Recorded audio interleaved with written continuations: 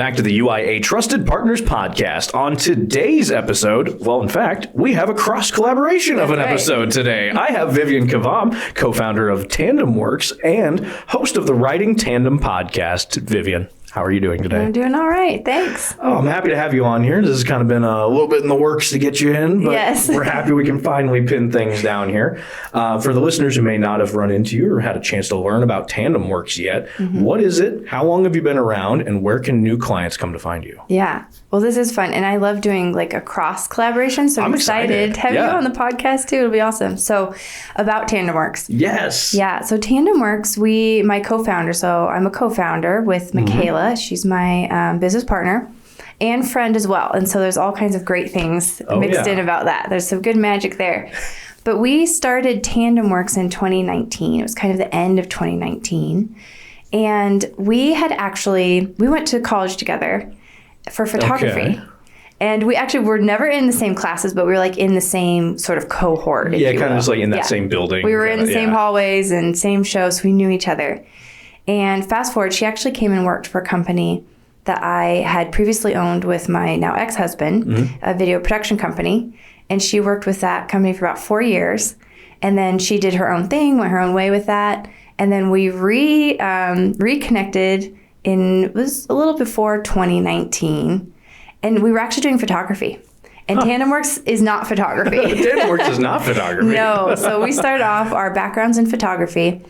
But what we found is that we were creating really great assets for people. So commercial photography. We also did video production work in the previous company. And we found over and over again that clients would come to us excited about having media assets like that, to have photography, to have professional video, but they didn't know what to do with them. Yeah. And so we were often helping out with the actual strategy behind how are we going to use this video? How can we get an actual ROI out of it? Somewhat out of frustration, as clients felt frustration, not sure what to do. And then they wouldn't use them. And then as a creator, you're like, oh gosh, you really want those to be used. Yeah, watching your work just sit. Yes, just sit. Or not be utilized to its full max potential. And when people are making an investment like that, it's important that they're getting, the most out of it. Absolutely. So we just informally started creating marketing communication strategies for people to be able to use those assets well. And one thing led to another. And we decided, okay, let's start this. And we called it Tandem Works.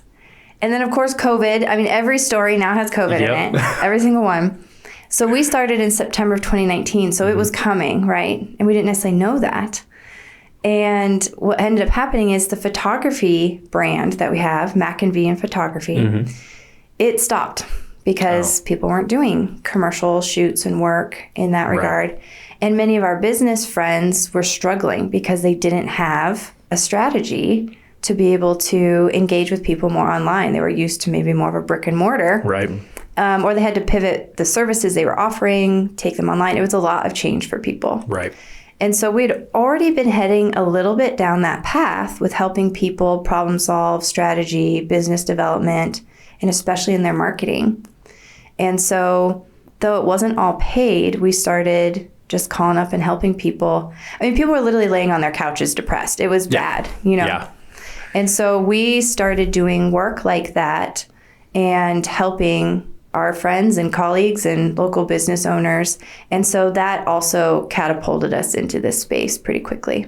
I like that. It's that's kind of a neat way of how everything kind of just fell into place. Yeah, totally like unexpected. We were headed that direction, but it just pushed us right there. Yeah. COVID had a way of doing that. Yes, it did. Unfortunately. Sometimes not so good. But no, for this one, for the best with Tandem Works. Now, of course, you kind of touched on this already of how you and what made you find Tandem Works together. What's the dream, I guess, going forward with Tandem Works, I think is a good follow-up for that. Right. Well, okay, so we're entrepreneurs, so things are changing all the time, right? Right. But no, there is when we think about Tandem Works, the thing from the beginning and the thread that holds through always is that we like to help people get unstuck. And especially business owners, nonprofit leaders, people who are doing really great things within either their business or their organization. And so that has been a common thread. people often ask like ideal clients in that. And it really is, there are certain industries that maybe we gravitate towards a bit, but at the end of the day, it's really about people having a can-do attitude. They're already doing amazing things. They're just feeling stuck. And so our dream is to help people be able to realize their dreams, which sounds kind of sappy, but it is true. One of our passions is that oftentimes, especially like a business owner, they have such opportunity to have huge impact on the world because they are creating their own destinies, and they are also creating opportunities for other people, whether that's their clients, vendors, their hires, their employees, their team. And so you want to have a healthy business owner, founder, and they need to have a healthy business in order for those types of things to thrive and then have ripple out into the community. And it's the same with our nonprofit friends. We work with some nonprofits as well.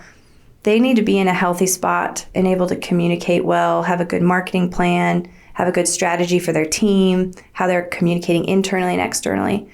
So the dream really is to be an enhancer who comes alongside people who are doing amazing things, but ensure that they have, the support they need. I love that. And again, kind of growing each other hand in hand, so to speak. So I love that, and I love the feel for that as well. Solutions that you guys offer on your website, you do have quite a few of them. Yes. I'm kind of curious, which ones do you feel like clients really should be capitalizing on? Yeah. So, and like, again, the common thread is problem solving, which is one of our core values, is helping people problem solve because they often have the answers or they're very close to it. Right. And it's just kind of a matter of like organizing all the thoughts. So the various offerings that we have surround that. So main things that we do would be strategic planning. So we do what you might traditionally think of as strategic planning, especially in a nonprofit world. You need to have a strategic plan, put it in front of board, grants, et cetera. We take a little different twist on our strategic plans. We only work with clients who are actually going to execute. Fair enough. And some are just looking to check a box and because there's a requirement. And so it's one of the things that sounds a little harsh to kind of say, but it's one of the things we're passionate about is we want to help people really move the needle.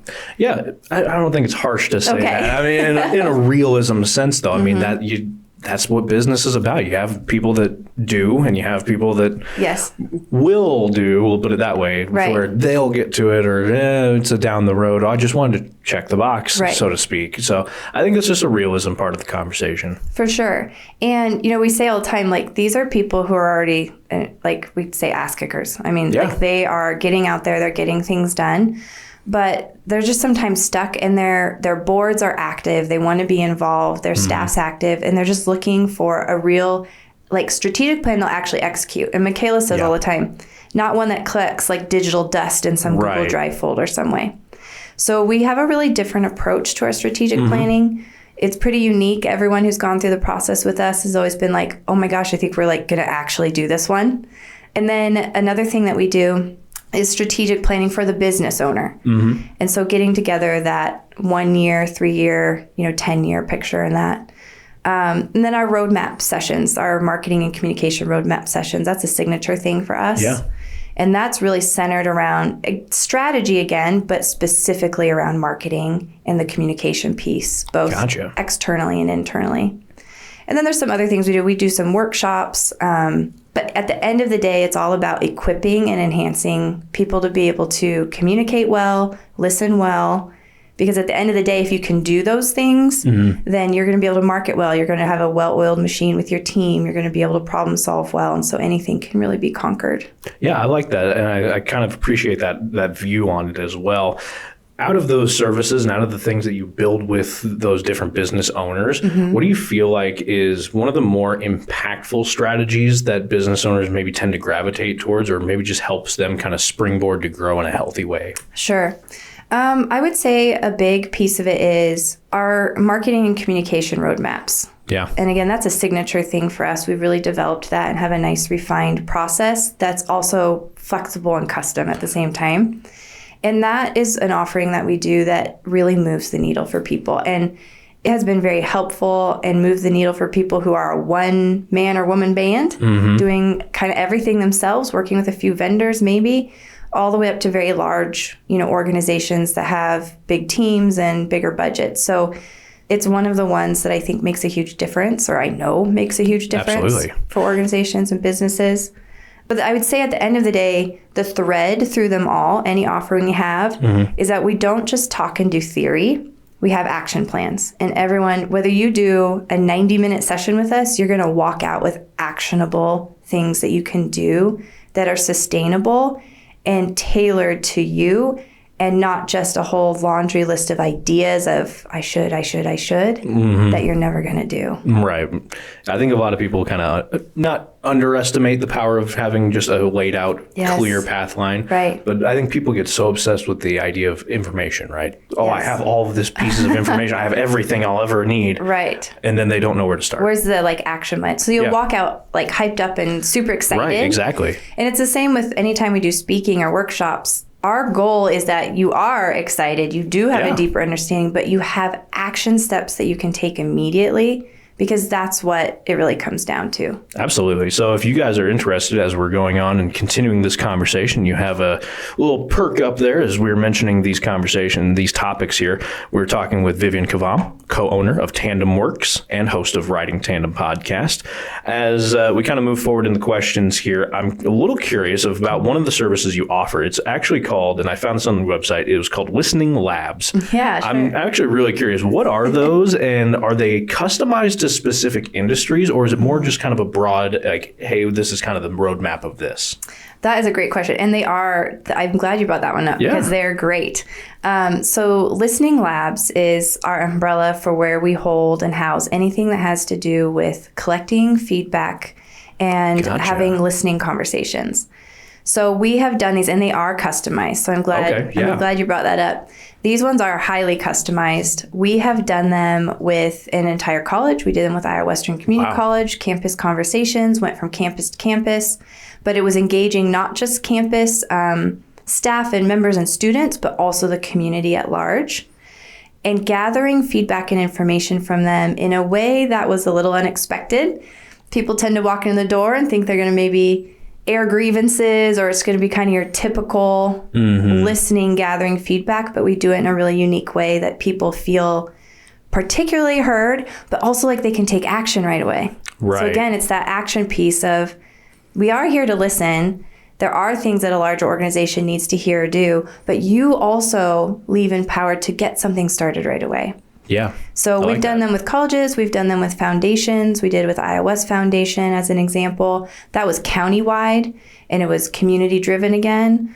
Those were very unique. If people are interested, I have a couple podcast episodes just about those, so they could check those out. And then another great example of this would be, we also have done it with a bar and restaurant. And so that's a completely different thing, right? Yeah, a little bit. But it was like the front of house and the back of house. And fun. Have you ever worked in restaurant industry? Or? Unfortunately, there was a brief time I did. It was not for me. Ironically enough, I love cooking, and I love cooking shows. Sure. I always joke that I could never do that because I'd rip my hair out. Okay. But no, I do love restaurants, and I have very, very utmost respect for all the employees and all the inner workings of restaurants. Well, it's an interesting dynamic. I worked in restaurants for a number of years going through college, and we have a lot of interaction with restaurant clients. But there's what they call the front of house and the back of house. And they function together as a team. They have to have both, but they can feel like they're in very different worlds. And there can be clashes or inefficiencies or things that happen there. So we actually did one of our listening labs. We actually called It's What's Effed Up. And of course, it was very if you know the restaurant industry, the title fit. It was appropriate for the audience. But it was an opportunity for that front of house, back of house to come together and hear what was actually going on, share ideas. Management was not invited. They uninvited themselves, and it was made so that they could really hear and collaborate. And the problem solving that happened in the moment was huge. And the understanding that was happening, and it was like real world, tangible things, not just, again, fluff, like, oh, let's just write things on a sticky note, put them on a board, and that's the end of it. Though I do love sticky notes, just to be clear. And then, after that, the management team met with us, and we unpacked what was said. And then they actually we came up with an action plan so that people knew that they had been heard, and there were opportunities to see things come to fruition. So Listening Labs can look very different. Yeah. But at the end of the day, it's about authentically gathering feedback from people and then helping that organization, that group, be able to use it in a way that's authentic and meaningful and doesn't feel, again, just like, yeah, we did the feedback gathering thing, check the box. I took your survey. I clicked yes to everything. Exactly. Yes. So they're very dynamic, authentic, and we can get to some really hard things with people still feeling really good about it in the end. Right. Not feel attacked or personalized or soloed out, that kind of stuff. Yes. Which I can appreciate, especially using the restaurant as the example, because I often joke that they were two different worlds as well. Right. Because the kitchen staff, their only focus is the food, and the wait staff has to worry about, is the food okay, and are the people okay? And then you start adding in, I mean, the kitchen also usually has like a morning shift. Right. So there's a lot of dynamics. So I love that was the example to kind of show that, yes, it's the same place, but there's two different atmospheres in it that have to work and come together. And like a warehouse is a great, a lot of times if you have a logistics team or something, there's sort of that office, crew team, and then there's the warehouse team. And they can feel like they're on completely different planets when in fact they're not. Right. And it really is about listening, communicating, but doing it in a way that doesn't feel trite. Yeah. If that makes sense. Yeah. I can understand that because I had a guest on the show. It was Christy Johnson with Magnetic Cultures. Right. Love that company and love what she does.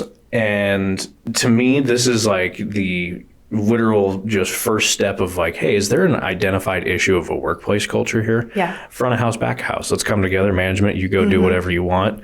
And I think that really is just, like you said, it opens up the page for people to actually talk. Right. Instead of just, okay, management's here. Yep, everything's fine. Yep, yeah, I mean, it's hard to be, you have to name the elephants in the room. Right. And it was the same, for example, with the countywide ones. There's elephants in the room. I mean, it's a large community of people. But you need to be able to have authentic conversations. Because in the end, people might be like, what does this have to do with like marketing and strategy? How does it all tie together? Well, at the end of the day, you can't market or communicate well if you're not first listening, right? Listening and communicating. So it is about knowing your audience. It's about knowing yourselves, because marketing happens both internally within your team, how you're marketing and talking to yourselves and each other, your vendors, your clients, and then it happens externally to the community. So it all really ties together. It's the listening, then you have to have a strategy, and then have accountability to action, to like take action on it. And so that's what Tandem Works does. Yeah, speaking of what they do and some of the founding building blocks of what Tandem Works actually stands for even is your core values. You have them listed out on your website. Yeah. You can touch on all of them. You can run through all of them if you want, or you can hit a couple of them that are important to you. I'd like to kind of gauge important. That. Yeah. They're all important for sure, but maybe some that stick out, or if you want to run through all of them, by all means. There definitely are some that stick out. And I think this is important with core values, is that I believe that there's certain core values that sometimes in a season of your business or even a season of your life, I really believe in like personal core values too. Sure. That you might be more focused on. Yeah. But it doesn't mean the other core values don't go away. Yeah. And so, yes, there are some. So we have 7 core values, and there's definitely some that feel like they rise to the top in certain instances and others. And core values is actually one of the things that we help people put together as part of a strategic plan or as part of just a, one-off session. And they are important because for a long time, I thought core values were just like pretty graphics on a wall. The inspirational phrases. Like you're supposed to have these. And like I thought, okay, I'll know we've arrived as a business when I can have, a Nerf gun closet, a ping pong table as a board, which I laugh to this day. I never wanted that. But and then, your core values as like vinyl graphics on your wall, and not really realizing how important they were and how they can incorporate into everything. Yeah. So I won't go on and on about core values. I have a couple podcast episodes about core values, so be sure to check those out. But so some of ours is one, being engaged, being authentic, creating delight, knowing what matters, being problem solvers, creating curiosity. So these are some of the values that we have. And I would say a few of them that rise to the top right now is, if I had to pick one, if we're only having one core value, it would be know what matters. Yeah, that's an important one. It is, because there's personal life things that matter for us as founders, for our team, and for our clients, and for our community. There's also professional life things that matter. There can be instances at a very micro level and a macro level about what matters. And I think that one guides us quite often, where we stop for a minute and we go, what truly matters right now? Let's tackle that, and we can let the rest sit, right? And that's where I think so often we get stuck in life and in business is, and that's the whole point, is to get unstuck. I would also say one of ours about staying curious is huge. As soon as you lose your curiosity and you think you know it all, you're sunk, right? Yeah, it's just over. So that's important for us. And then being a problem solver is huge. I mean, and everyone out there, like when you think about who you want to hire, it's like always on the list, right? Like a problem solver. But truly being a problem solver and bringing problem solving to our clients, we don't always have the answer. We are not the expert in every single thing, but we will help you figure out how to solve that problem. And so that's something that's really important to us as well. Absolutely, because I think setting the realistic expectation is a very strong value anyway. For sure. Again, you have business owners that they hear the words marketing and they hear the words advertising and they instantly just divert and see dollar signs. They don't even hear the rest of the conversation. All they're hearing is money, which isn't half the case, honestly. You can find a lot of free ways to utilize publicity. So many. It is good to get a helpful hand and a professional hand at this. Again, we're talking with Vivian Kvam, co-founder of Tandem Works and host of Riding Tandem podcast. And before we jump into a couple more of your services offered, I want to take a little pause here and just ask about any events or promotions coming up. If you have any, what are they and what would you like to tell the listeners about here? Yeah, for sure. So there's two things that we've been working on I'm kind of excited about, or I am very excited about. I should just say it. So we do our marketing and communication roadmaps. That has been a signature thing now since the beginning. But what we have found is that for some folks, that's very comprehensive. So it's all encompassing around everything having to do with marketing and communication. And it's putting together a full strategy in phases, that can be executed well. What we have found is that some of our clients aren't quite ready for that yet, and we want to help prepare them to be ready, or that they maybe have that in place. They've put something in place, they feel good about it, but they still want unstuck in an area. Right.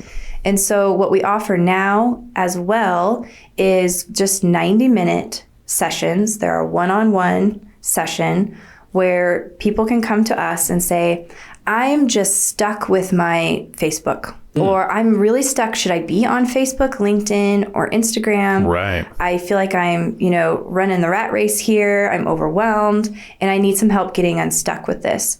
And so we'll spend 90 minutes on that. And it might be a one-off, or we can decide if we want to put a series of 2 or 3 together. Yeah. Then we can do that. It could also be something where somebody says, I just need unstuck with, we're going to be launching a new product. And we have our overarching plan, but I want to think about how to plug this in and make sure it's meaningful throughout our entire campaign. Or I'm having trouble internally with our communications, and I just need to be able to talk to somebody in more of a mentorship type of way and come up with a plan on how could I engage with my team in a different dynamic way, or how could I appreciate them? I want to come up with a really great appreciation. And so it's more of a one-off, where they can have a conversation, but it's still formal. We're going to come up with an agenda beforehand, and people will leave with a lot of value. So those are 90-minute sessions. And like I said, it can be a one-time, or we can put a series together. They're just a flat $300. So we've tried to make it extremely approachable, because at the end of the day, we're really here to just help people get unstuck, and be able to move forward and do great things. So for some people too, they're like, I'm not sure. I'm still confused. Like, I don't know what I need. I just think I need something. You seem like the right person.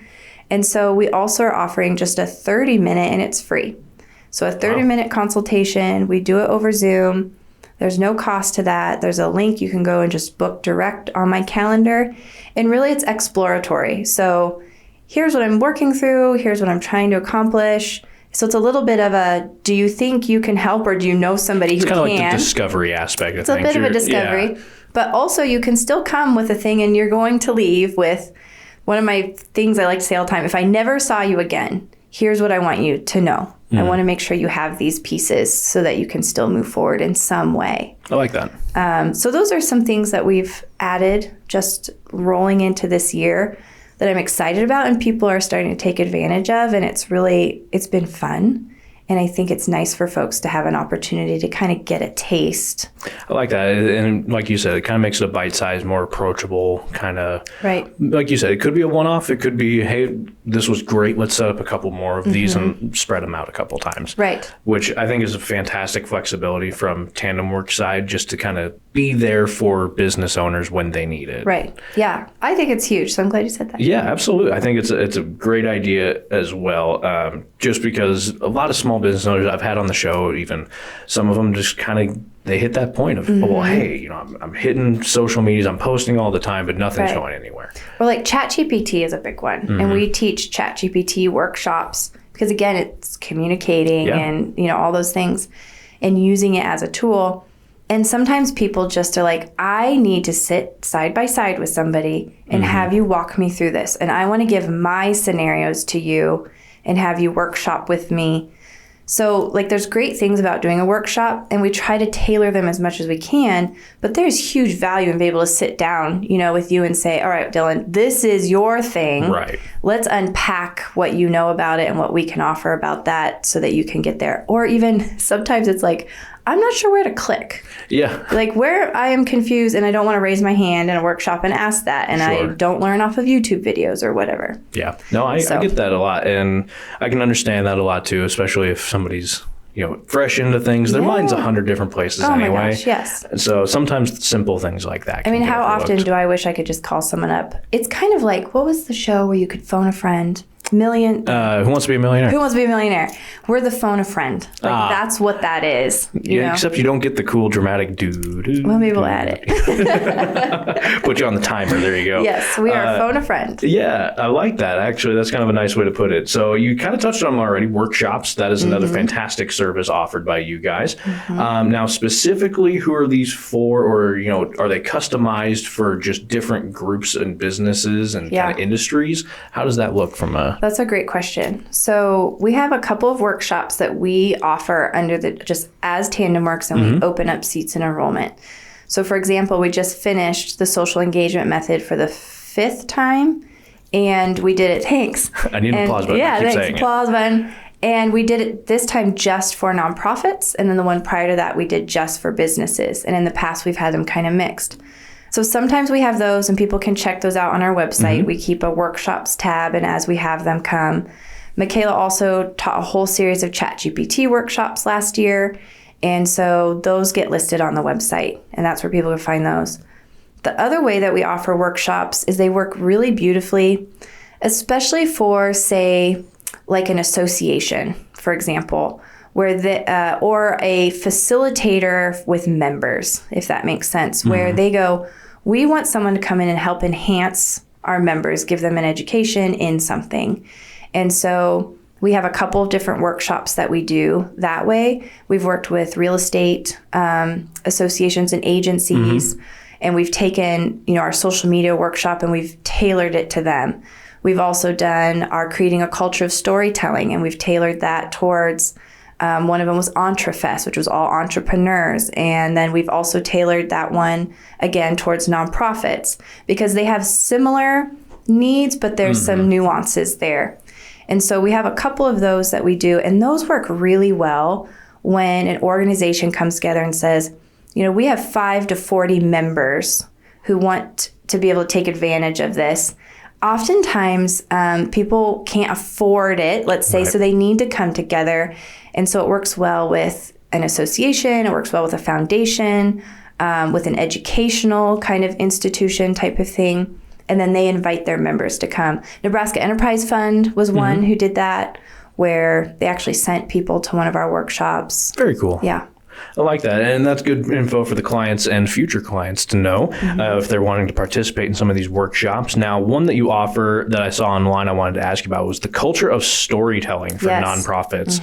When are those held? And what do/can they do for the nonprofits that attend? Sure.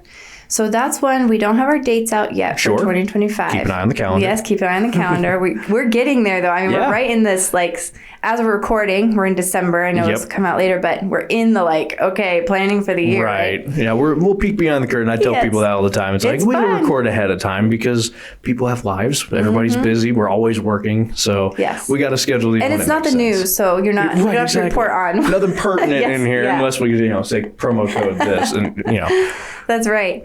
So those will be coming out for dates for that. Love it. And what people take away, that is a very comprehensive workshop. So we have it where it can be split up and you can do multiple days or sessions, half days.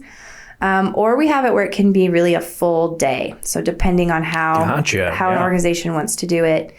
Because what it is it's really helping. It's like a crash course in how to use your story well in all aspects of your marketing. So from fundraising to your social media, to newsletters, to websites. So it's really across the board.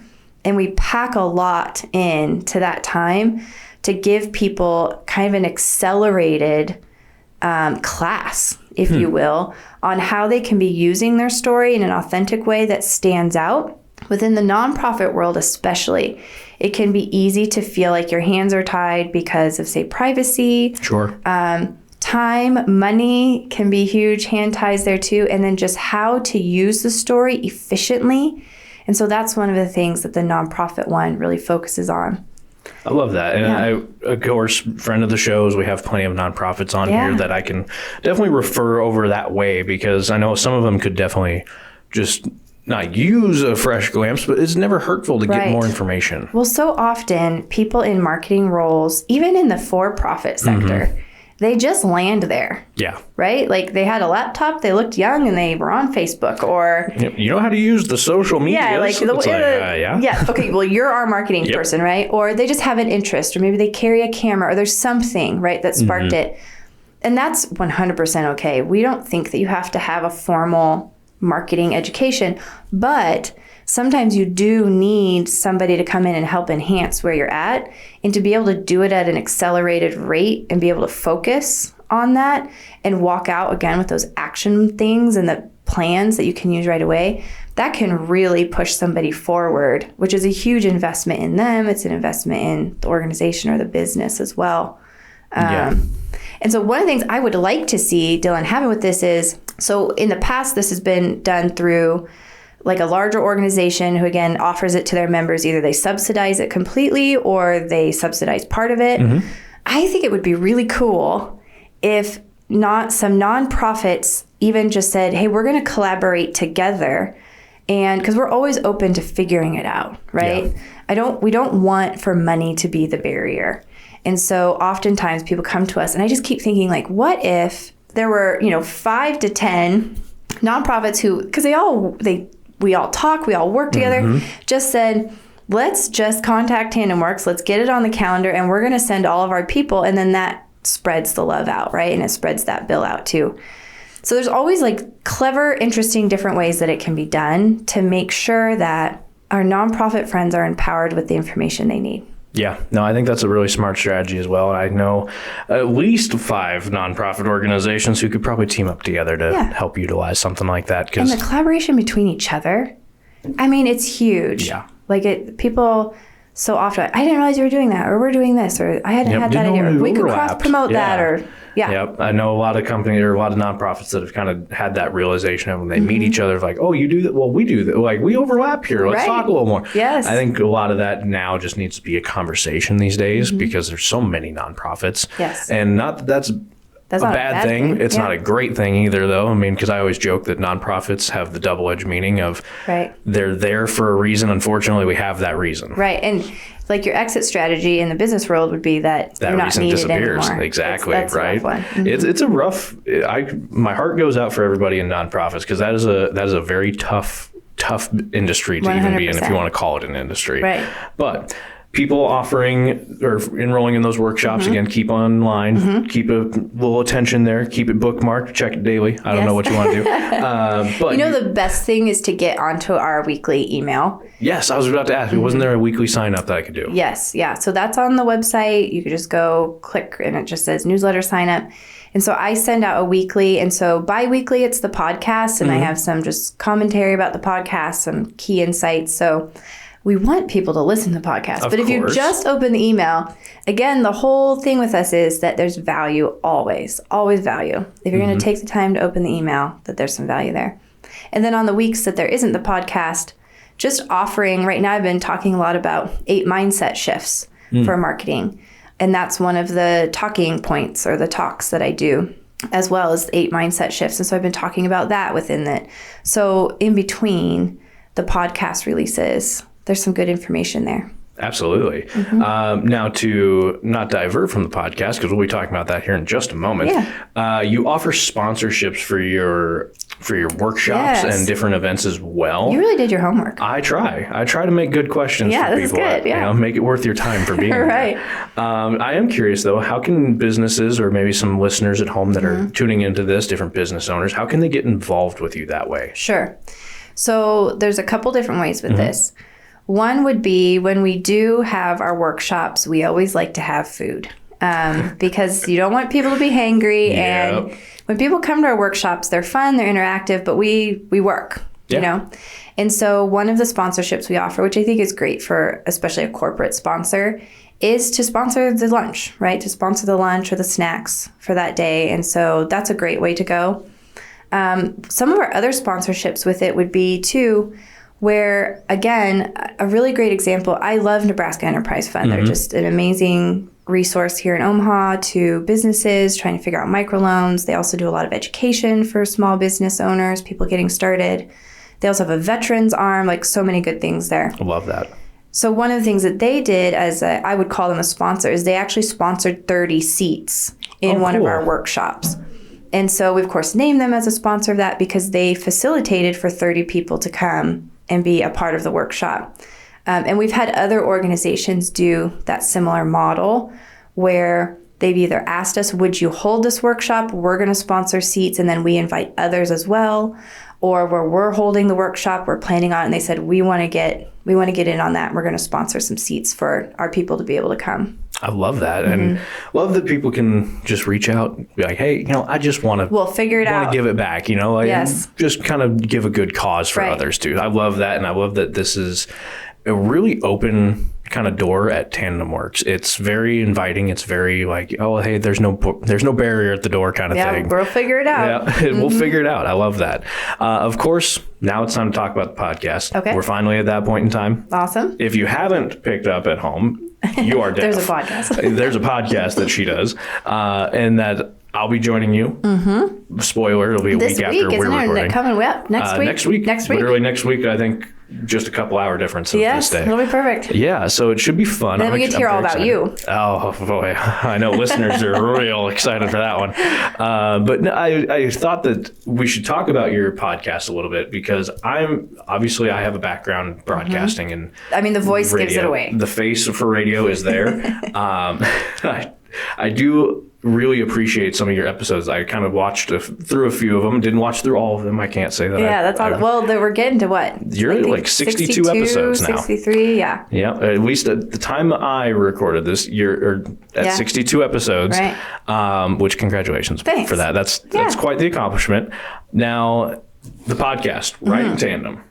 What sparked the idea for the podcast? And for the listeners, do you mind telling us truly what the podcast is about? Yeah. Okay, well, what sparked it was I can't stop talking about... Hey, me too. Right? Yes. I can't stop talking about business and just have such a passion to encourage people. That's one of my core things is that I feel like that I've been gifted, that God's gifted me with an ability to encourage people.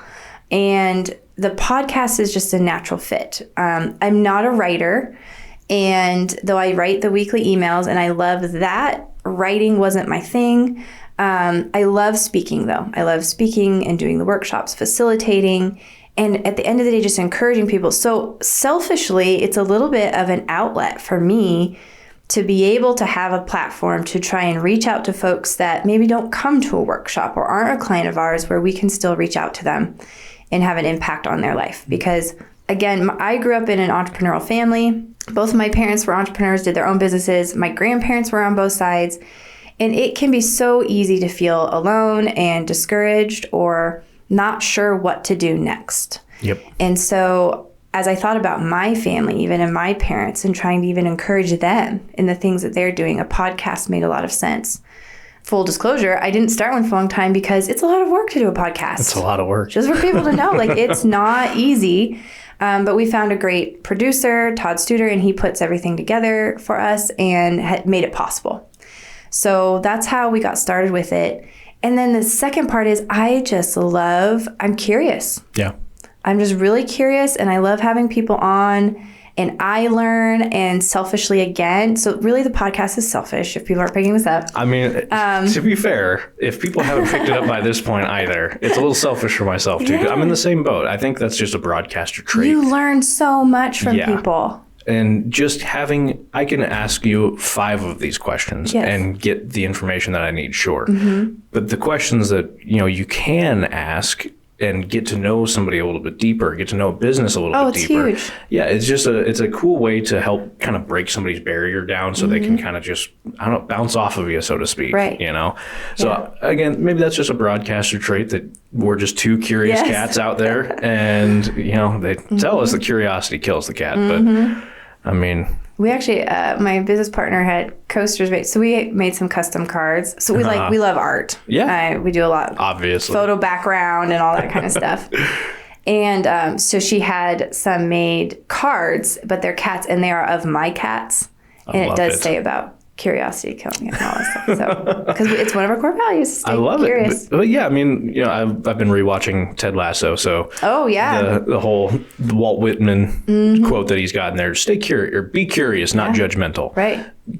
I love that phrase. Mm-hmm. I know that's not the full quote, but I love that phrase because especially today's world of social media, it is judgment first. Yeah. Like I don't know how that script got flipped so easily, but it is like, oh, I see this, and I could have zero context for it. It could just be I didn't like the color. Yeah. It's just that well, weird. And that's frankly tangent here, right? Yeah. That's how we met. Yeah, interestingly enough. Yeah, it was a talk that I was doing on using your personal profile for profit and impact, and just being able to wield that as a tool for that very reason. Yeah, we were meeting at the Omaha Empowerment Breakfast. Have to have you out there again, of course. I know. I have loved it every time I've gone. So if they're local in the area and have not gone, I really suggest that they do that. There's now a second one here in Omaha. Is that the Sarpy one? Yep, that's the Sarpy County. They just opened that one. They do that one on the 17th.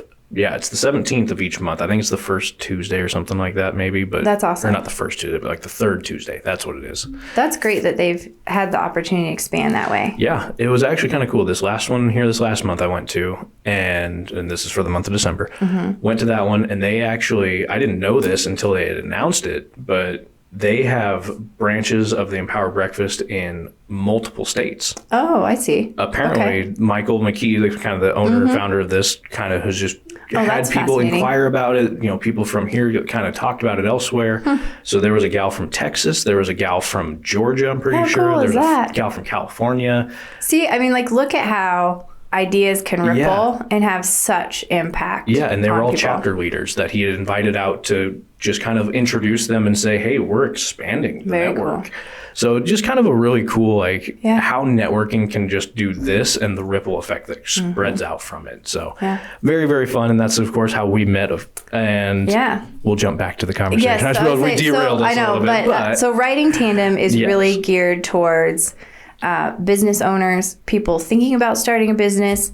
And then also, I would say, oftentimes nonprofit leaders, because they're very entrepreneurial as well. Very. But it's people who come in and they talk about their business. They pull back the curtain on that. Sometimes there's solo episodes where I talk about, right now I'm talking about the 8 mindset shifts for entrepreneurs for marketing.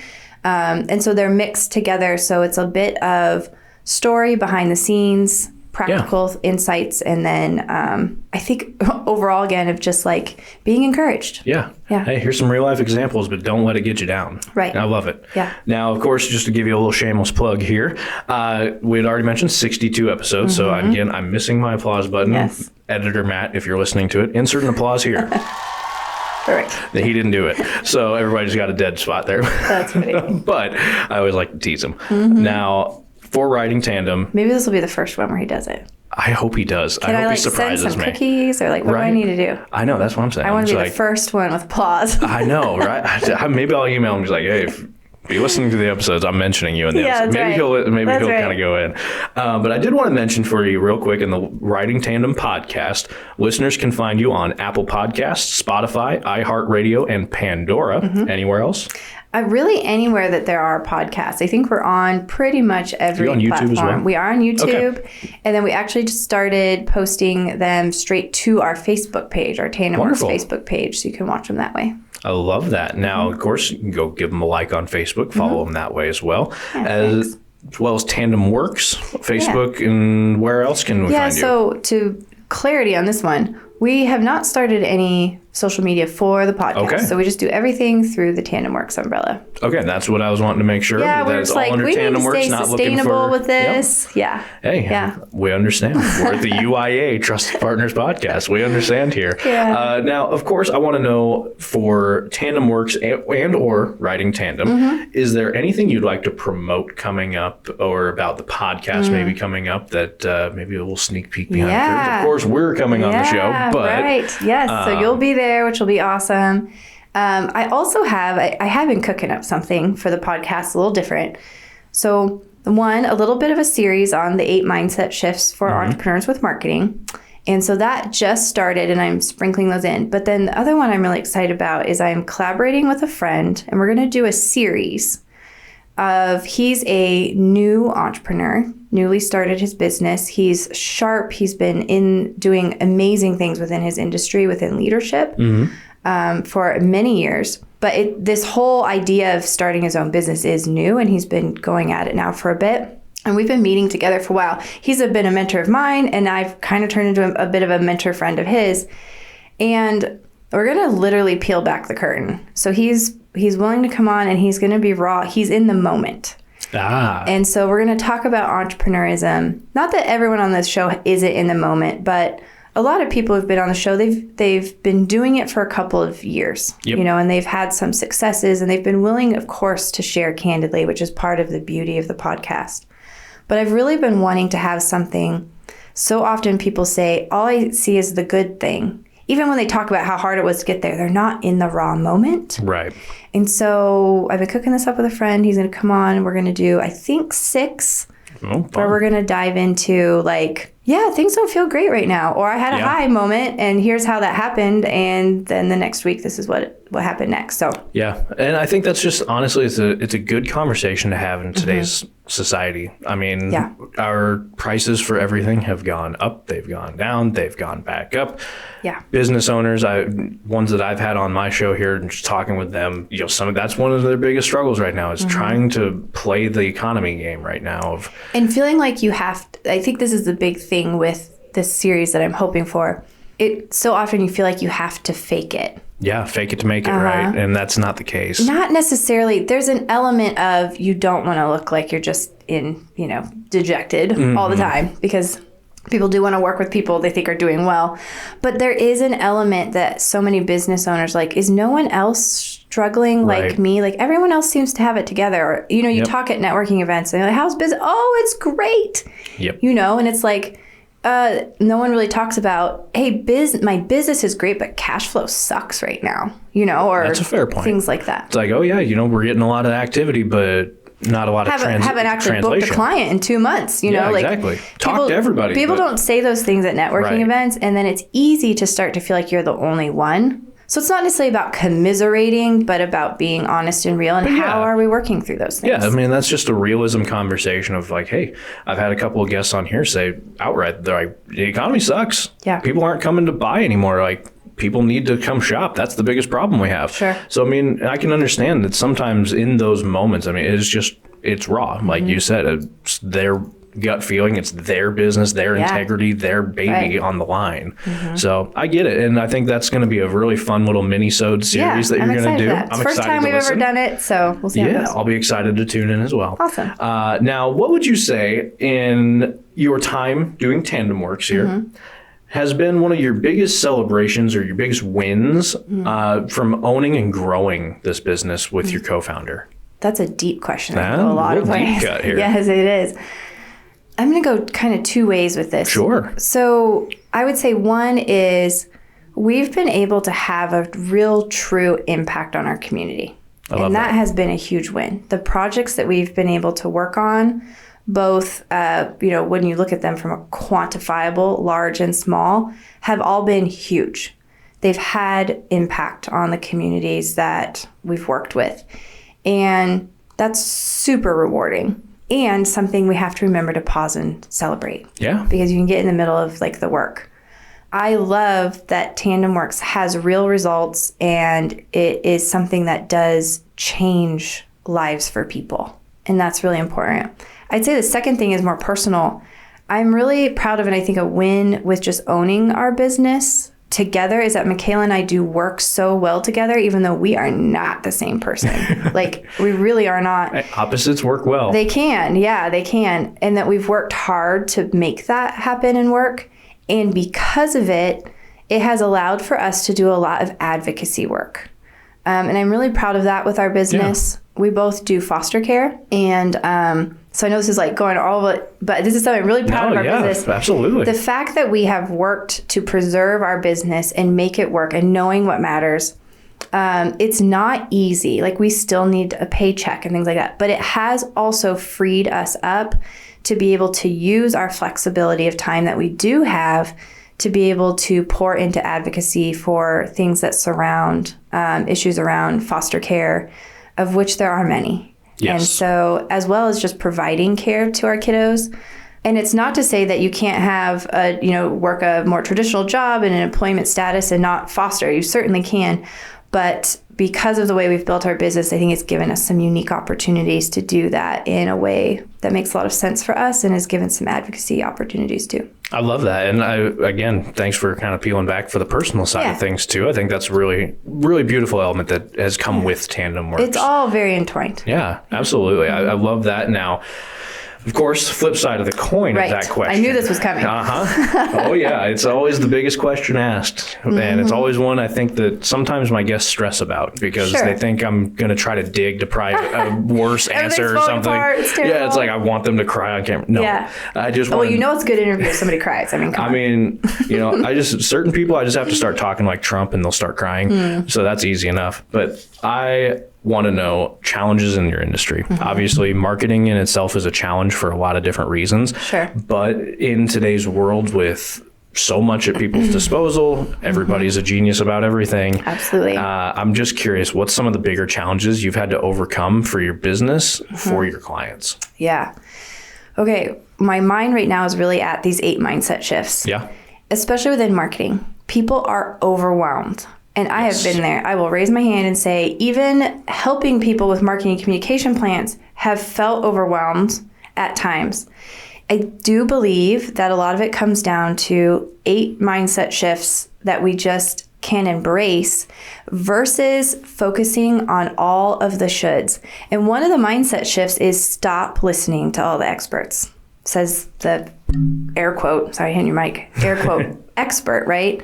We are overwhelmed because we keep hearing, I have to do this and I have to be on every platform. I have to have an amazing website. It has to be optimized. I have to have an email. I have to go to events. I have to have a podcast. If you don't do these 5 business tricks right now, your business, it's everywhere. And I have the key to your success. Yeah, exactly. Or your happiness. And your happiness, really, and to your paycheck and all these things. Yep. And I just want to say that is lies. You can shovel the garbage out with the rest of it. Yes, it's certainly there are great tactics and things. Yeah, absolutely. But at the end of the day, I think the major thing for all of us to overcome and that we want to help people overcome is simple is really where it's at. And simple, I heard someone else say this, but simple doesn't necessarily mean easy, but it can be simple.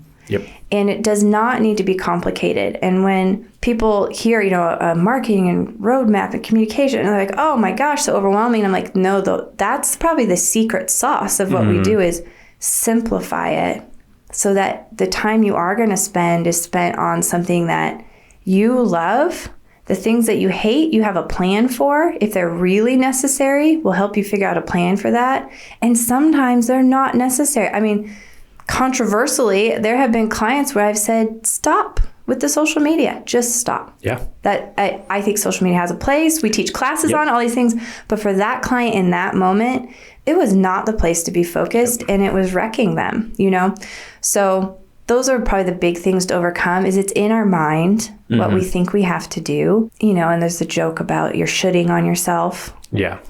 But it's true. There's so much to that. So that's probably one of the big things to overcome is that mindset thing. And then remembering too that you are human and you're going to walk into your business or your organization and there's expectations of the business and organization, but you do not leave personal things at the door. You may look like you do, but you have to remember those things too. And so when we do our roadmap sessions, for example, sometimes it might get into something will come up, about a spouse or something. They want to support my business, but they're, in this way. And it's like, have you even had a conversation? Like those things are important and they have an impact on your business too. So don't kid yourself, right? Yeah. It's okay to be human. Yeah. I think that's kind of the misconception a lot of times for business owners to put on this facade that Everything's fine. Everything's fine. They're Mr. Business or Mrs. Business, and they are, everything's cool as a cucumber. Meanwhile, you turn around and they're just on fire and everything's wrong and I can't do anything. So I think breaking down that facade, breaking down the societal, like, hey, you have to have it together. Right. Tell me one business owner on the face of the planet who's always had it together. Well, and this is one of the things I talk about at the beginning of a lot of my workshops, or we talk about in our roadmap sessions. Like, I have worked with some of the biggest brands in the world. So I've worked with Disney, and I've worked with Crayola, and I've worked with, Taco Bell, not the biggest, but they're big huge brands, right? Yeah. And been in the room with Discovery Channel, and like these are the people who are supposed to have it totally together. And I'm not saying that they aren't amazing, brilliant people, but they're humans. And I think that was kind of a moment where you go, oh, like when some of these brands, they're also trying to figure it out.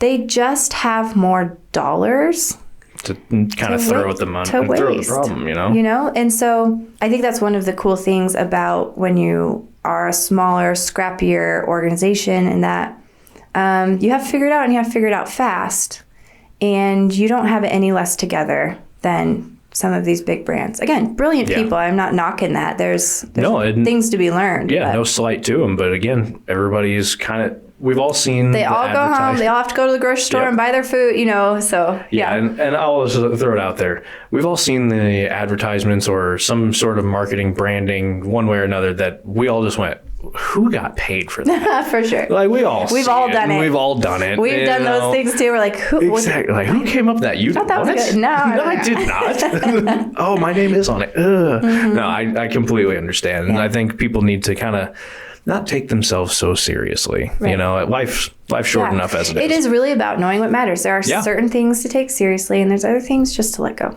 Absolutely, which is just one of the 7 core values at Tandem Works. Good memory. Sometimes I'm like a goldfish and it's gone. But yes, of course, as we're about to ask my final question here before the personal question, we are sitting down with Vivian Kvam, co-founder and host of Riding Tandem podcast and co-founder of Tandem Works. Now, last question here before we jump into the personal side here. I'm curious what you would like for some listeners to know more about when it comes to Tandem Works, or maybe something about your industry in general. One of the misconceptions about Tandem Works is that we are a marketing agency, and we're not a marketing agency. So we don't help people create logos or build websites. What we do is we help people get unstuck with those things. And so it really is about the strategies and the plans. And so I just think it's important, for people to know that. And we can always have a conversation. It's not like we have plenty of people come, can you make me a logo? And then we get down, a great conversation. So that's okay. But I think the most important thing industry-wide to know is it's so important to own your story and be able to tell your story well in whatever channel, whatever means that makes sense for your business or for your organization. And if you can do that, that's great. And I think that's the most important thing to know, is that you are an expert marketer. That's actually mindset shift number 1 that I talk about, that marketing is only for like those creative types. And that's not true. Like, you're marketing every day by convincing your kids to eat their broccoli because you're telling them they're going to be superheroes and you sing a funny jingle song. Like, you're marketing right then through the stories that you're telling every day. And so, don't beat yourself up with this idea that it's this mystical thing. Yeah. You're actually great at it. I think people are. I think a lot of times people kind of see it as like it's a gate, right? Yes. I can't get past the gate because I'm not creative enough. I'm not smart enough. Algorithms are holding me back, and things like that. I'm not good with tech. That's the one I always hear is I'm not good with technology. Sure. It's like, okay, well, how do you think people got good with technology? Right. They gave it a shot. So I think that's a great point for people to hold on to on the tail end of this conversation here. Now, of course, diving into the personal questions. These are the burning personal questions. Are you ready? I am ready. Oh, boy. I don't know if you are. I'm just kidding. Now, the first one, I always laugh because I joke and say that I am the summertime child. I am the guy in Hawaiian shirts, khaki shorts. I hate when the air hurts my face, and unfortunately, that's same. And that's today. That's today. It's cold. It sucks. It sucks out there. But I am curious, since you're kind of like myself here in the summertime aspect. Is there anything you look forward to in winter? Yes. Now I say this, you're like, right. Right. I've struggled with winter, and certainly like the whole like winter depression kind of feel. Because in the Midwest, the sun doesn't come out every day. It's gray. It can be gray. For weeks, yes. And very cold. Yeah. But, honestly, I have learned, and some of this actually is through my yoga instructor, so thanks to her, Alona, that there are seasons for a reason, and that we do need the time to go inward and to reflect and to hibernate and to feel cozy. And it is part of resting and rejuvenating. So I've been trying to take more of that approach the last couple of years. And I will say, it's a mindset shift, right? It really is so much about shifting mindsets. That has been really helpful for me to be like, this is a restorative time. And I'm going to embrace it that way. And I'm going to wander around in my slippers. And I'm not going to worry about, if I'm being overly productive in that. So that's one. And then I love to paint. So I have a side hustle beyond the side hustles, right? So I do watercolor paintings, and winter is a great time for me to be able to play around with new designs. I sell cards and tote bags and journals and things like that. So yeah, it is fun. Didn't know that. I would have let you plug your business in there. No, all good. And winter's a great time for me to paint. Yeah. No, I can understand that. And that's kind of my problem with winter is I'm a creative person with my hands. I like to flint knap, so I like to make things out of glass and stone. Very cool. That's tough to do. Oh, we're gonna have to have another conversation here. Oh yeah, that's cool. Absolutely. Yeah, my grandpa taught me years and years and years ago before he passed, and then that was something my cousin and I have always kind of tried to keep up on. Yeah. At least try to do it once every couple of years to see if we still got it. Sure. And yeah, now that I've got a place that I can do it now, a little more room, I'm going to be getting back into that. So that's awesome. Get a little more practice on it. That's really key, I think, with some of those creative things, right? It's just being able to like keep it out or have access. Yeah. When you have to clean up, put away, then you don't do it quite as much. Right. When you understand, like you bring it all out, then you work, and then bring it all. That's where people kind of, I think, lose their creativity because they turn it into work. Yeah. And I think that's part of the old expression, you kill your own talent. It's true. I was just thinking too, I'm like, I'm going to have to pocket that one. A great example too of like in that marketing world, that is sometimes the problem. I was like, whoa, you just hit on something there where we like pack it away and then we pull it out and it's hard and then we pack it away and versus it just being kind of a daily like. Yep. And the more we have to move it and the more we have to keep moving it back and forth, the less we want to do it. Yeah. Huh. All right. Okay. Thanks. Oh, you're Send welcome. Me your bill. That was good. Free of charge. We'll call that free 99 on the podcast for you today. Awesome. Now, of course, since you are not necessarily in Omaha, you guys are over across the river in Council Bluffs. I had to modify my questions. Well, I have two for you. Oh, all right. Coming prepared. I was going to see if you had any favorites in Omaha in this question. But I always like to ask my guests, what is your Mount Rushmore of today in Omaha? Because we're so spoiled. There's there's so much to go do. There's so many restaurants, there's so many entertainment venues. Same with Council Bluffs. It's starting to kind of get that boom with it now too. So I kind of wanted to tie the two together and see if you had a couple in Omaha that you like, or if it was all, hey, come check out Council Bluffs right now. Yeah, so I have both because I'm a huge proponent of, I'm not from the area. Grew up in Reno, Nevada. Okay. Yeah, moved to West Point, Nebraska, then moved to Omaha, and then lived in Council. Yeah, do you know it? I do know it. So I did radio in Norfolk, Nebraska, and called West Point games and did commercials for West Point radio station. Okay, there was a young guy at our church who did radio for the sports. Okay, this is an offline conversation. I was like, did he actually work for the West Point radio station? Yeah, I think so. Okay, I might know who he was. Oh, you've got to know. I might. It's been years. Oh my gosh, I'm blanking on the name. Okay, I'm going to think about this. In the middle of the night, you're going to get an email. That's perfectly fine. I'll read it in the middle of the night. Yeah, such a nice guy. That's small world, right? Small world after all, but I hate to interrupt that. Yeah, Sorry, so West anyway, Point, yes. I love both sides of the river. I have no river split issues one way or another, but those can exist sometimes, which I think are silly, honestly. There's so much good all around. I think in a lot of times what starts as like a friendly jest, some people don't take it as a jest, right? And maybe instill it a little firmer than that, where it doesn't need to be. There's so many good things. Yeah, I always joke and jest that Nebraska has better corn. Well, so you know. Yeah. Well, and then of course there's the football and all exactly. the things, and I don't think that helps anything. Yeah, that's true. Okay, well here's what I would say. So I'm loving the Illuminarium. Yeah. Just checked it out for the first time. I'm probably behind here. The park next to it is amazing. We've been twice in 2 weeks. And what a great winter thing to do, too. It's so cool. Actually, a coworker of mine here in the office, Alex, his wife, is one of the, we'll just say, ups of the Illuminarium that runs it. Yeah, so very cool. I get to talk with her about it sometimes and kind of see some of the things that are kind of inner workings of it and kind of pick her brain on some of the stuff. That's awesome. It's super cool. Well, pass on that they got a plug because it's awesome. Yeah. And it's been amazing for our kiddos that we have. It's just such a great resource. Really cool, creative resource. And I liked it too because even though there's so much to do, it wasn't overstimulating. Yeah. And it wasn't you got to do everything right now. You could go over and over and over again. Yeah. Yeah. It's very, very cool and very, very inviting, as well as really fun for younger ages to kind of learn some of that stuff as well as us. Yeah. It had just such great interaction for all ages. And we have a toddler, we have an elementary school kid, and then just, us as adults too. And it was great. So I love that.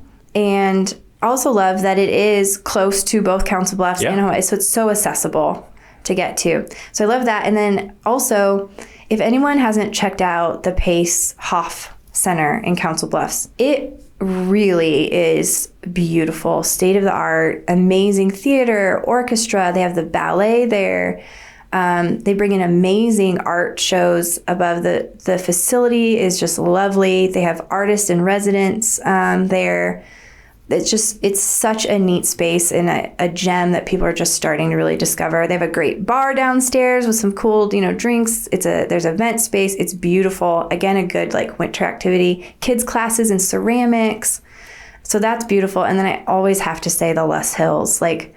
We are campers. We like to camp and hike, and it is the closest thing to really get. They have some great trails. And it's such an interesting phenomenon. It only exists 2 places in the world. So it's here in China. Yeah. And it's beautiful, and I love it. So it's such a beautiful area. And all of those are accessible from Council Bluffs, Omaha, within 20 minutes. This is actually very true. Yeah. So I love those. You've actually named 2 on this show that have never been named before. Oh, do we get applause again? What's his name? Who's Matt? Editor Matt, can we get another round of applause? We are waiting for some applause. He didn't do it. That's going to be my ongoing joke until I hear it back in one of these episodes. I'm going to need Matt's email. I know, right? Matt, you're on the hook now. No, I love that. I want to check out the Pace Hoff Center as well. Oh, so cool. The Les Hills have never caught my eye, and I'll explain why before I get chastised here on the internet. Yeah. I grew up in the Sandhills. Oh, so I grew up in Taylor, Nebraska, which is over by the Calamus Reservoir, if you are semi-familiar. And there's nothing but animals and hills out there. There's the town I grew up in had 100 people. Right, it's small. a village. So it's just one of those that stuff like that. A lot of times where it's it's just a short little drive. I'm but there's still light pollution. I get bothered by that, so I'm like, I like to go home. I and hear I can go look up like and see we the stars. love Moab and Utah, and you want to talk about like some stars. See the stars. Woo. Oh yeah. Cool stuff. Very, very. Yeah. And that's similar to where I'm from, to where there's literally like 3 street lights. You have to Nothing. drive 4 miles out of town. You can see everything. So did you go see like the Northern Lights? So they'd have to come pretty far down for us to see them out there. But there were certain some? years that you could actually see them. My husband, because it has happened a lot, this year. So he photographed some outside of Missouri Valley, Iowa. Yeah. And that was cool. So there's like a barn and then the Northern Lights over it, and it's just really cool. Yeah. That'd be probably a really beautiful shot, too. Yeah. You can kind of picture that in my It head. is neat. Now moving We on get to- really off track. I'm we sorry. do, but that's what broadcasters do. We talk too much to each other. Oh, God. It'd be like a 2-hour-long episode. Well, nah, we'll be fine. I think we're still on par to be underneath our longest episode. Okay. Yet, which was Aaron Frederick starting Strength Fitness 2, Electric Boogaloo. Oh. So I promised him an episode back when he had officially gotten his brick and mortar in place. Wonderful guy. Him and his wife run Starting Strength here in Omaha. Cool. Former military guy. He's an enormous human being, but couldn't be any nicer of a human. Neat. But yeah, love to connect you guys there as well. Okay. Now, last burning question on the day. Our camera died here, so unfortunately, the tail end of this footage is. There'll be pictures of our faces. Yeah, well, the last end, you don't get to see the rest of this podcast, I guess, but you get to listen to it. Sorry about that, folks. Didn't get the camera charged enough, I guess. So apologies. Now. Last question here, of course, would be the last question where the camera dies. That's right. That's good. What is something here? This is where I'm going to cry. So. Oh yeah. It's fine. It's this. I know. This is where it's prime footage. And I'm just teasing. What's something that I'll probably maybe focus this more into Council Bluffs, since a lot of our listenership is right here in Omaha, Nebraska. What is something more in Council Bluffs or Iowa that you wish more people knew about or wanted to support more? Goodness, I have a list of like 18 things. I was like, I'm paring it down. I'm paring it down. I know, right? Like all these things. I really do think that overall, the thing that I wish that communities just supported more is literally each other. We talked a little bit about kind of the elephant in the room, the Omaha Council Bluffs divide. And I just don't see it. Yes, there's a river there. Yeah. But I wish more people did go over the river both ways and explored and saw the amazing Paysenhof Center and explored the shopping and the boutiques. And sometimes I think I'm like, if that river wasn't there, right? There's some amazing boutiques out in rural Iowa. I know there are in rural Nebraska as well as Omaha and Council Bluffs. And I would love just to see people explore more and know more about their neighbors. And I think that comes a lot back down to like the community listening and everything. As we've done that in a lot of like full circle, like people are people and small businesses are small businesses and they're all working to survive. And I think about, businesses that are out in some of those rural communities who have amazing things that you can't get anywhere else. And yes, is it a 20-minute drive? Absolutely. But is it totally going to be worth it? Is it going to enrich your life in some way? Are you going to have an experience outside of an experience you might get at a big box store? 100%. Yeah. And so I'd love for people to be curious and explore more and check out something new and take a Sunday drive or go on a date and just do something a little unexpected. Yeah, and I think a lot of people kind of get in their own heads again about letting themselves have fun. Yeah. It's like you brought it up perfectly. It's 20 minutes. I have people in the office that'll tell me, I don't want to drive anywhere if it's past 10 minutes. Yeah. I'm like, I drive 30 minutes to work every day. Right. What's 20 minutes going somewhere? Right. I mean, you'll drive 20 minutes to Target. Yeah. Exactly. And I'm not knocking Target, right? Yeah, no slight to anybody, but there's just some amazing experiences out there, and you never know who you're going to meet. And if you engage with that shop owner, or you stop at the coffee shop along the way. I stopped into a coffee shop I've always wanted to stop in. It was actually their last day of being open. I had no idea. We had the most amazing conversation, and I just think about that now. Mm-hmm. It's part of the fabric of my life now. And I don't remember how long it took to drive there because it doesn't matter anymore. Exactly.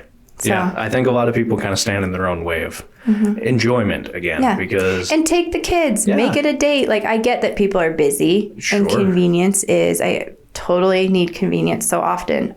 But I think you might be surprised how much your kids enjoy getting to see something new. Yeah, especially when this is the country kid talking. Especially if you take them out of the city. Yeah. And you're going somewhere a little more remote, they might be a little more surprised by seeing animals on the side of the road. Our kiddos that we've had recently, and because we do drive and we travel quite a bit and stuff too, but yeah, they're like talking about the farm equipment and what is that? And we were talking about, okay, well, those are the soybeans and this is, and we live even in Omaha and Council Bluffs in a fairly rural community anyway. Still. But even so, there were new things for them to see, great conversations to have. So I'm really all about that. Well, if you're ever needing a good camping trip away, I always recommend the Calamus Reservoir. It's a nice place. Okay. Yep, they did a lot of work out there. There's a lot of new campgrounds out there as well. So you can go to the reservoir, go swim and fish in the summertime. Perfect. All that, ice fish if you're brave enough. No. I personally... not yet. Personally, I'm like, Nebraska gets cold, but... if I'm going to go ice fishing, I'm probably going to trust Minnesota's cold we're going rather than to the Arctic. Yeah, yeah, exactly. For sure. It never thaws. Okay, that's fine. Right, exactly. That's my take on that. But yeah, it's great out there. Lots of beautiful area to just kind of go explore, go wander. Mm-hmm. If you're going in the winter, I would maybe recommend staying in Burwell and then driving out of the town a little bit and go find some hills to go sledding. Yes. That is fun in the winter, right? I mean, sledding is fun. Back in the day, this probably show a little redneckism here. We would tie sleds to the back of four-wheelers. Ooh. And so we would That's intense. Go through cornfields and stuff like that. We had to be careful which way you went in a cornfield. Well, right, because the rows. If you hit the rows. Oh, you were bouncing? Oh, my word. So you lost a few people that way. Yeah, and a few teeth. Well, but no just teeth. a couple broken noses. It was That's fine. It was fine. There's plenty of snow to ice it down. You're not living until you broke your nose, clearly. Clearly. Mm-hmm. But no, that just reminds me of, I can very clearly remember going and finding the tallest hill as a kid, running up and down it numerous times and sledding. And then I think to now it's like, God, I'd be exhausted by trip 2. Yeah. Which, again, take time to enjoy life is the moral of that. Yeah, for sure. Now, that is the end of the show. Awesome. I don't know what else to ask you unless you have another set of questions. Oh, God. Well, any set of questions we can cover in our crossover podcast. So. Absolutely. So be tuning in for that. We are going to be on the Riding Tandem podcast with our guest today, Vivian Kvam, co-founder of Tandem Works and the host of Riding Tandem podcast. Now, Vivian, before we let you go, any last words for our listeners at home? Well, I mean, we're in the new year, right? Yeah. So I just hope that people go explore for the year. I think that it will be rewarding one way or another. Be curious, be adventurous, go explore this year. You might have some fun. Again, big thanks to Vivian Kvam, co-founder of Tandem Works and the host of Riding Tandem podcast for coming on today's show. Vivian, thanks again for your time today. Yeah, thank you. And of course, listeners at home, I can't look you in the face of the camera at this time, but I will still say thank you for tuning in to the UIA Trusted Partners podcast, and we'll always have more coming up next time.